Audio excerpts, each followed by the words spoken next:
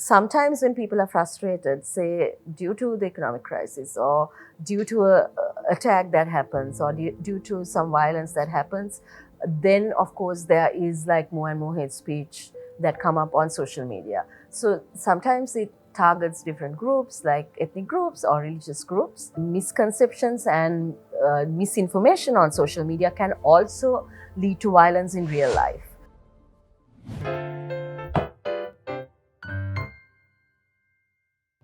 Hello everyone, my name is Gad and welcome to SpearheadTalk Peace and Development Editions. So, we're now with our new guest for today. So, please welcome Dishnika. Yeah. Thank you.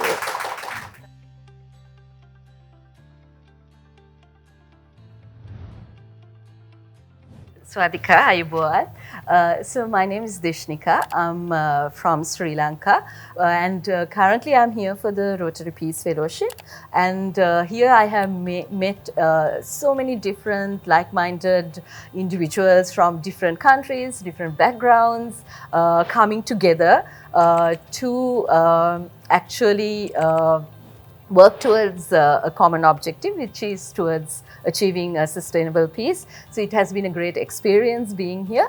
And in terms of my work, I have worked in different organizations, diverse organizations. I have worked in media, I have worked with development projects and NGOs and the UN as well. So my aim always has been to kind of work towards making a difference in the lives of people and working towards, work that contributes to peace and reconciliation, because my country that I come from, of course, we have gone through a war for over almost 30 years, for 3 decades, and I have grown up with this.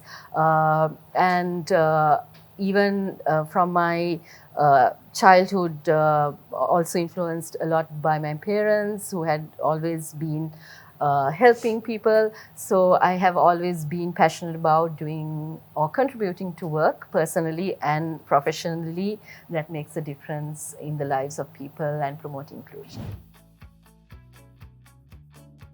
The next session, I will discuss with you more about your research topic. Mm-hmm. So what is your research? I believe you're referring to my social change initiative that I'm working with the Rotary Peace Fellowship. My social change initiative is basically to promote peace through social media. This is actually based on like a study that I did for my master's thesis, which was a master's in peace and conflict studies, which I did at the University of Colombo. So the reason I picked this topic is because with the growing popularity of social media in the world and even in my country context, I saw that there is also like a big movement. While it was being used for like positive messages, there was also an increase incidence of like using it for negative messages, like targeting groups or hate speech. So I believed that there is a way, if this hate speech is so strong and prevalent on social media, there should be a way that we can also promote messages of peace on social media. Through the social change initiative, what I'm trying to see is to, okay, how do we address these issues? How do we create awareness about the need to be more responsible when we post something on social media? How do we be more coordinated as peace builders to spread messages of peace through social media? So that is what my social change initiative is about. You earlier said that your research is not finished yet. It is under the progress, right? Mm-hmm. So how is the progress so far? Can you tell us more? Okay. So in terms of the research, the study that I conducted, that is complete. So my idea initially was to kind of do, based on the findings of the study, which is, as I mentioned, over 70% of the people would change their mind if they if they see something on social media. Another thing was over 96% of the people that I surveyed said that they have seen hate speech on social media, and it usually targets like a certain group, like a religious group or an ethnic group. So in terms of the research, my initial idea was to create a campaign with messages, more coordinated messages, to see what the outcome would be at the end of the campaign, how people receive it and all that.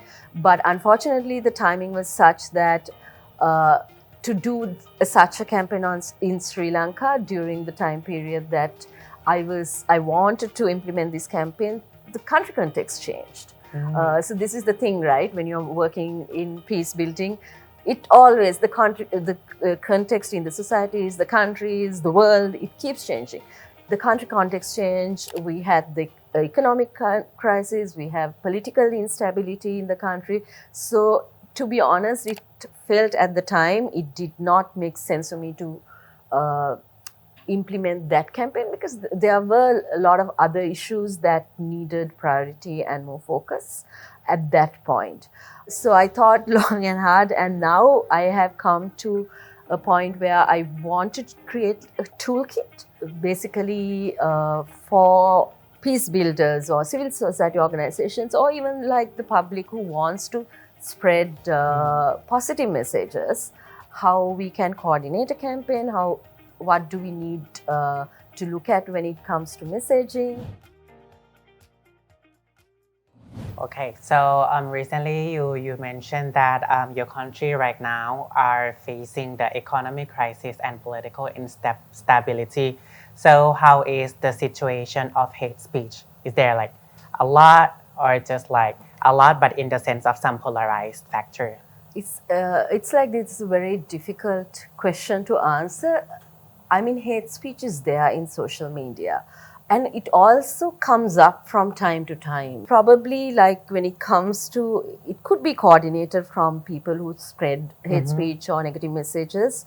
There are times that an incident would happen, and then like there will be a lot of hate speech targeting specific groups on social media from time to time, right? Having the economic crisis and political instability, that is, I think, not a correlation. It was like a separate issue that we had. But in terms of hate speech from time to time, of course, there are issues that come up.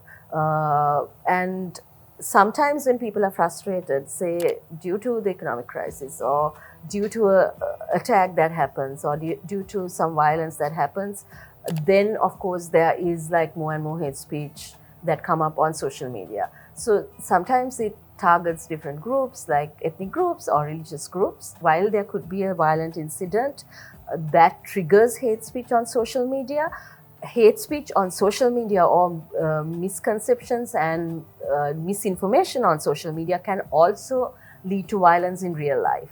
We have had incidents like this in our country that had happened in the past.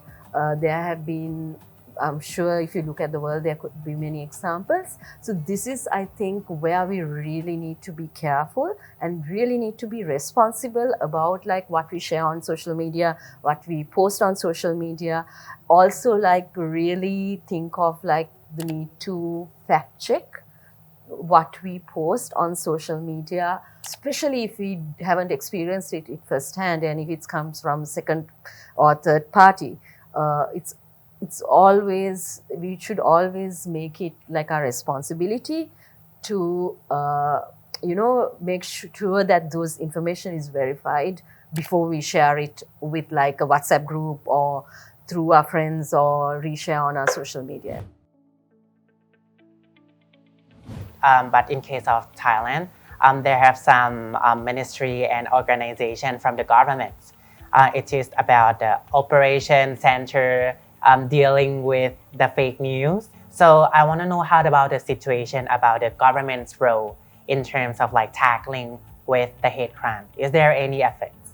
I think governments need to play a very big role in countering this. The thing is, countering hate speech needs a lot of resources, a lot of investments. So because it's a big space, right? Like social media, I think in East Asia alone, like there's about over 70% of like the population uses social media. So it's countering it is like it's a big project. Like so you need resources, you need people, you need investments to do that. I mean, across the world, there are governments who actually try to also suppress social media, like sometimes block social media when it's convenient. Sometimes it could be a good move because, as I mentioned earlier, like if you don't do it, there could be ways that it could be leading to violence in real life. So it's a very fine line between, how you manage social media, how you like navigate these issues. So, but I think one of the things that we can do is to create awareness. I think governments can play a major role in this, and then also like getting at local levels, getting groups to like come together and work together to create awareness, so you can target like at the local level, like say cities or towns, or communities can come together, civil society organizations or like coalitions that actually work on these topics. Peace builders can come together to create like how to figure out how what the best would be way would be to do this for that targeted community. So it could be done by case basis. Like maybe in a certain city, people are more aware of the negative effects or the positive effects. In a certain area, it might not be the case. So it's always good to do like at like the local level, at smaller groups you identify, and then you kind of figure out how you can create awareness on these issues, how you can encourage people to have more empathy when they share something on social media, how they can be more responsible, how to also make them understand like what they post can have like more serious consequences. Sometimes people don't do it out of like ill intention, but they don't realize, okay, this can lead to this sort of incident. So the governments, of course, can't do this alone. They need like, maybe like certain social media experts from social media platforms to kind of work with them together, work with peace builders together, to kind of, find solutions to address these issues. So from your suggestion, do you think that your government has done well enough? And do you have any comment? I think my government and a lot of the other governments can do a lot more to address this issue. I think there's a lot of work that we still, because social media also keeps growing, right? Like in 2003 or something, we've never even heard of Facebook. Now, like it's it's so popular, and people from different age groups, different communities, especially with the COVID, like these digital spaces have become more popular because people who had never had social media have started using these platforms. And then there are new social media platforms that keeps coming up, like that keeps getting more popular and popular.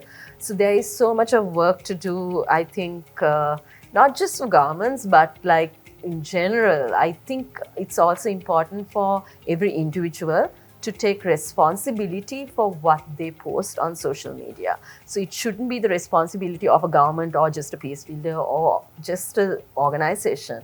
Like every single person who has a social media account should know that, what they post, like, it can reach so many different people. So you have to be accountable and take responsibility for your own messaging. Yeah, so I think that's all for today. Thank you very much, Dishnika. So, who is our next guest? Please to be continued. Yeah, thank you very much. Thank Bye bye. you. Bye.